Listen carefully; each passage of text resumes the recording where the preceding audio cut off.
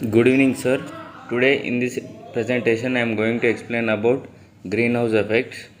So, myself B. Saichand and my roll call is 21951A1269 and I am from IT department B section. Subject is chemistry. So, introduction. What is greenhouse effect? The greenhouse effect is a process that occurs when energy from a planet's sun goes through its atmosphere and warms the planet's surface, but the atmosphere prevents the heat from returning directly to space, resulting in a warmer planet. So, the greenhouse effect is a good thing. It warms the planet to its comfortable average of 59 degrees Fahrenheit, 15 degrees Celsius, and keeps life on Earth well livable. Without it, in the world would be a frozen, uninhabited place, more like Mars. The problem is mankind's voracious burning of fuels for energy in artificially amping up the nature greenhouse effects. The result, an increase in global warming that is altering the planet's climate system in countless ways.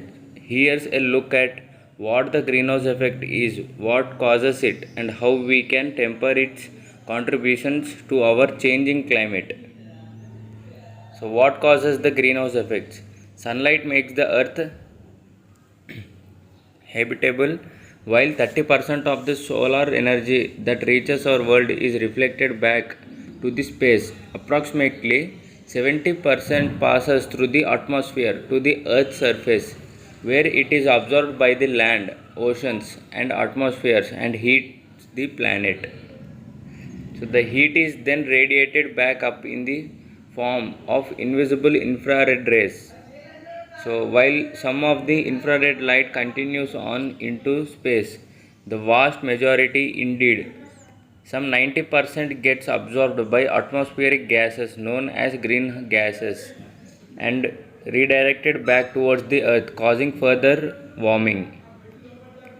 So for most of past 18,000 years, uh, much longer than human civilization has existed, the concentration of greenhouse gases in our atmosphere was between about 200 and 280 parts per million. In other words, there were 200 to 280 molecules of gases per million molecules of air. But in the past century, the concentration has jumped to more than 400 parts per million, driven up by human activities such as burning fuels, fossils, and deforestation. The higher concentration of greenhouse gases and carbon dioxide in particular is causing extra heat to be trapped and global temperature to rise. So, what are greenhouse gases? Earth's greenhouse gases trap heat in the atmosphere and warms the planet. The main gases responsible for the greenhouse effects include carbon dioxide, methane, nitrous oxide, and other vapor, which all occurs naturally. All fluorinated gases, which are synthetic. Greenhouse gases have different chemical properties and are removed from the atmosphere over time by different processes.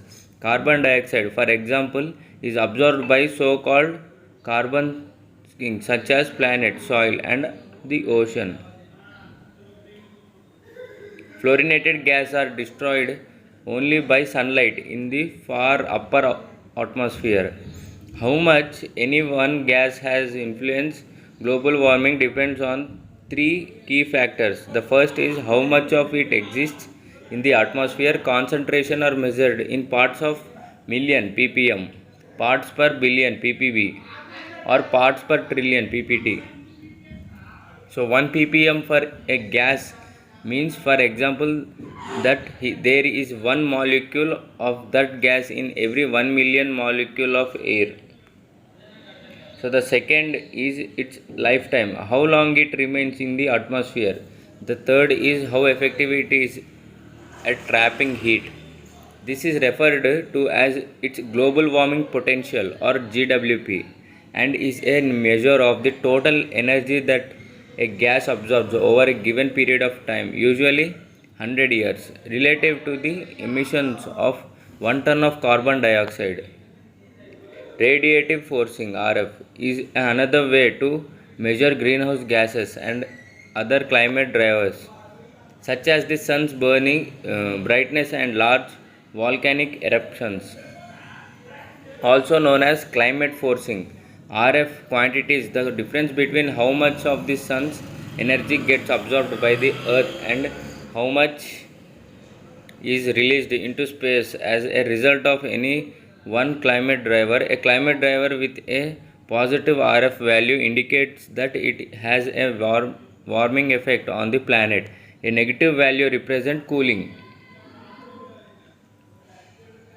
So, what are greenhouse gas emissions? Since the start of the Industrial Revolution and the advent of coal powered steam engines, human activities have vastly increased the volume of greenhouse gases emitted into the atmosphere. It is estimated that between 1750 and 2011, atmospheric concentration of carbon dioxide increased by 40%, methane by 150%, and nitrous oxide by 20%. In the late 1920s, we started adding man-made fluorinated gases like chlorofluorocarbons or CFCs to the mix.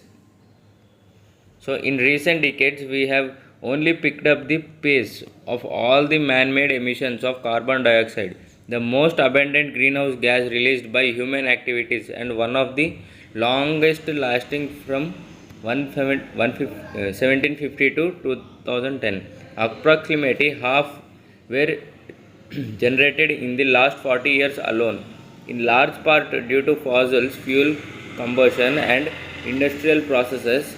And while global greenhouse gas emissions have occasionally played or dropped from year to year, most recently between 2014 and 2016, they are accelerating once again.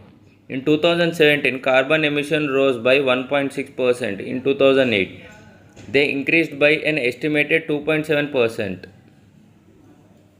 So this is the flowchart or graph how greenhouse gases warm our planet. So where do greenhouse gases come from? Population size, economy, activity, lifestyle, energy use, land use patterns, technology, and climate policy. According to the Intergovernmental Panel on Climate Change (IPCC), these are the broad forcing on drive nearly all human-caused greenhouse gas emissions. Here's a closer look at greenhouse gas emissions by sources. Electricity and heat production, agriculture and land use changes, industry, transportation, buildings. Consequences of the greenhouse gases, greenhouse effects. Today, human caused greenhouse gas emissions are higher than ever. The concentration of greenhouse gases in the atmosphere is rising rapidly, and according to the IPCC, the planet is heating up. Between pre-industrial times and now, the Earth's average temperature has increased 1.8 degrees Fahrenheit, 1 degree Celsius, with approximately two-thirds of the warming occurring in the last handful of decades alone. According to IPCC, 1983 to 2012 was likely the warmest 30-year period of the last 1400 years in the northern hemisphere, where assignment is possible, and all 5 of the years from 2014 to 2018 were the hottest on recordable globally. If warming trends continuing at the rate, it estimates global warming will reach 2.7 degrees Fahrenheit, 1.5 degrees Celsius above pre-industrial levels between 2030 to 2052, causing more frequent and or intense extreme weather events including heat waves, hurricanes, droughts and floods, exacerbating precipitation extremes, making wet regions wetter and dry regions drier, raising sea levels due to melting glaciers and sea ice, and increase in ocean temperature. Warmer water expands, which can contribute to sea level rise, altering ecosystem and natural habitat, shifting the geographic ranges seasonal activities, migration patterns, and abundance of land, freshwater, and marine species. So these changes pose threat not only to the planet and wildlife but directly to people. Warmer temperature mean insects that spread diseases like dengue fever and Zika can thrive, and heat waves are getting hotter and more lethal to humans. People could go hungry when our food is supplied in diamonds thanks to droughts and floods. A 2011 National Risk Council study found that for every degree Celsius that the planet heats up, crop yield will go down 5 to 15%. So the greenhouse effects solution. The earth has always experienced warm and cool phases with natural forcing from the sun's intensity, volcanic eruption, and natural changes in greenhouse gases concentration affecting how much energy from the sun or planet absorbs. Scientists say that as recently as a couple of centuries ago, the planet underwent a little ice age caused by decrease in solar activity and increase in volcanic activity. But today's climate warming, particularly the increase in temperature since the mid 20th century, is occurring at a pace that can't be explained by natural causes alone. According to the NASA, natural causes are still in play today, but their influences is too small or they occur too slowly to explain the rapid warming seen in the recent decades. In other words, humans are the problems, but we may also be solution. We have the ability to rein the greenhouse gas emissions. Through doing so certainly won't be easy. Overhauling our energy system will require transformative, aggressive global action. And now, according to IPCC, we must decrease greenhouse gas pollution by 45% from 2010 levels by 2030 and reach net zero emissions by 2050 to allow global warming to exceed 1.5 degrees Celsius, which the IPCC has identified as the threshold for avoiding climate change worst impacts, would mean more intense drought, extreme heat, flooding, and poverty. The decline of species, including mass die of the world's coral reefs, and the worsening of food shortages and wildfires. Americans believe we should do more, tackle climate change, do less. Still, decision makers, companies, leaders, and activists across the country and around the world strongly believe we must act on climate change, for just as an emission of man-made greenhouse gases long ago are including in the climate change. We see now the emissions we release today will impact as long into the future. Today, human-caused greenhouse gases emissions are higher than ever. The concentration of greenhouse gases in atmosphere is rising rapidly, and according to the IPCC, the planet is heating up.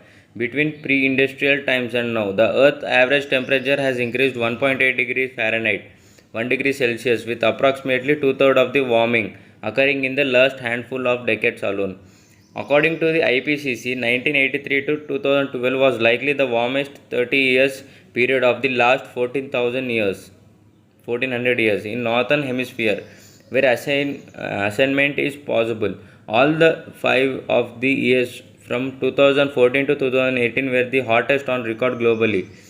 If warmer trends continue at the current rate, it estimated global warming will reach 2.7 degrees Celsius Fahrenheit, 1.5 degrees Celsius above pre-industrial levels between 2030 to 2052. Causing these changes pose threat not only to plants and wildfire but directly to the people. Warmer temperature mean insects and spread diseases like dengue fever and Zika can thrive, and heat waves are getting hotter and more lethal to humans. People could go hungry when our food supply is diminished. Thanks to droughts and floods, a 2011 National Research Council found that for every degree Celsius the planet heats up, crop yield will go down 5 to 15%. So, solution for greenhouse effect. The Earth has always experienced warm and cool phases with natural forces from the sun's intense volcanic eruption and natural changes in greenhouse gases concentration affecting how much energy from the sun or planet absorbed. Scientists say that as recently as a couple of centuries ago, the planet underwent a little ice age caused by a decrease in solar system activity and increase in volcanic activity. But today, climatic warming, particularly increasing temperature since mid, in other words, humans are the problems, but we may also be solution. We have the ability to rein in greenhouse gas emissions. Through doing so, certainly won't be easy.